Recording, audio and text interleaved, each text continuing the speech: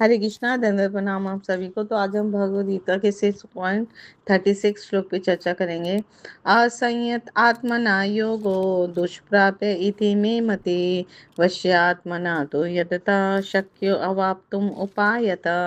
अनुवाद तथा तात्पर्य श्री प्रभुपाद जी के द्वारा। श्री प्रभुपाद की जय। अनुवाद।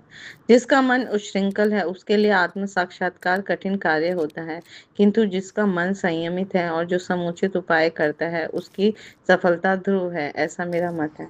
तो भगवान श्री कृष्ण हमें सुंदर सा उपदेश दे रहे हैं इसमें कि मन अगर हमारा उच्छृंखल है तो हम आत्म साक्षात्कार नहीं कर सकते। इसलिए सबसे पहले प्रथम कार्य हमें करना है कि मन को नियंत्रित करना है।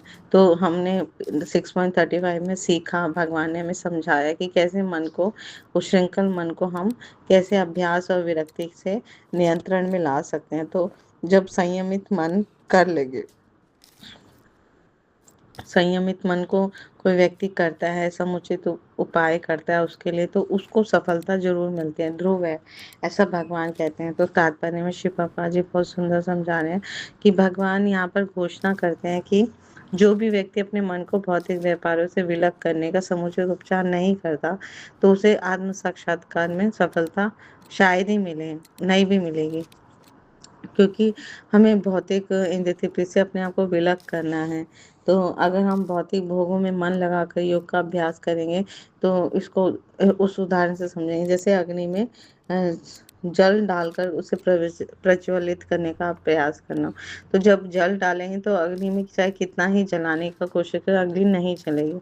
तो मन का निग्रह किए बिना योगाभ्यास करना समय का, हाँ, समय व्यर्थ करना है, अपव्यय है समय का। तो ऐसा योग का जो प्रदर्शन है, भले ही भौतिक दृष्टि से लाभप्रद हो, हमारा शरीर स्वस्थ रहो, लेकिन उसमें आत्म साक्षात्कार नहीं मिलता है ना। सब व्यर्थ चला जाता है। तो हर मनुष्य को चाहिए कि भगवान की दिव्य प्रेम भक्ति में निरंतर मन को लगाकर उसे वश में करे। तो हमने सीखा, भगवान कह रहे जब हम अभ्यास करते भगवान के पवित्र नामों का श्रवण करते हैं, कीर्तन करते हैं, स्मरण करते हैं, हरे कृष्णा कृष्णा कृष्णा हरे हरे, हरे राम राम राम हरे हरे। तो ऐसा निरंतर करते रहने से हम भगवान की दिव्य प्रेम भक्ति को जागृत कर लेते हैं अपने हृदय में। तो कृष्ण भावना अमृत में प्रवृत्त हुए बिना मन को स्थिर कर पाना असंभव है। तो भगवान श्री कृष्ण की जब हम भक्ति करेंगे, दिव्य प्रेममय भक्ति करेंगे, है ना, तब हम योगाभ्यास में सरलता से सिद्धि प्राप्त कर लेंगे भक्ति योग में। लेकिन अगर हम कृष्ण भावना भावित हुए बिना योगाभ्यास करें तो हमें सफलता नहीं मिल पाएगी। तो भगवान श्री कृष्ण द्वारा बताया गया योग का मार्ग अर्जुन के लिए, है ना, थोड़ा बहुत दुष्कर प्रतीत हो रहा है, लेकिन इसमें अति चंचल और श्रृंखल मन को संयमित करने की महत्वपूर्ण भूमिका थे।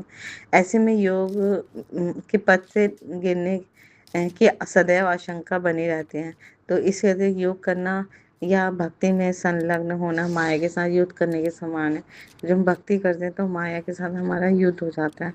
तो माया देवी हमेशा साधक की परीक्षा लेती रहती है ताकि साधक दृढ़ हो जाए, अब उसका श्रद्धा प्रगाढ़ हो भगवान के प्रति। तो इसलिए वो साधक को विभिन्न प्रलोभन देती रहती है, जैसे धन का, स्त्री का अनुयायी, मान प्रतिष्ठा, है ना, जिससे साधक कई बार उसमें फंस जाता है और अपने पद से पतित हो जाता है, फिर माया जीत जाती है।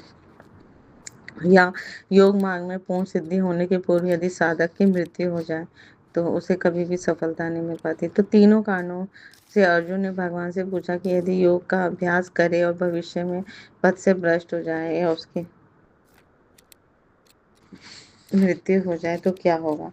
तो जिसका मन जो है वो आत्मा को नहीं सुनता, वो मनमानी करता है, उसके लिए आत्म साक्षात्कार जो है वो बहुत ही ज़्यादा दुष्कर है। तो मन को वश में करने से ही हमें आत्म साक्षात्कार में सफलता मिलती है। तो ऐसा भगवान कह रहे हैं, हमें मन को वश में करना चाहिए। तो मन को भगवान श्री कृष्ण की भक्ति में लगाना भक्ति योग कहलाता है। जैसे हरि नाम का जप करना, कीर्तन करना, भगवान के लिए भोग लगाना, श्री श्री राधा कृष्ण कि अर्श विग्रह का श्रृंगार करना, अपने मंदिर की साफ सफाई करना, अपने एकादश इंद्रियों को भगवान की सेवा में लगाना, प्रचार प्रसार में लगाना। तो इस प्रकार जब हम विभिन्न इंद्रियों को सदैव भगवान की सेवा में लगाएंगे तो मन स्वाभाविक रूप से योग में प्रवृत्त रहेगा। और ये सबसे सर्वश्रेष्ठ विधि है मन को वश में करने की।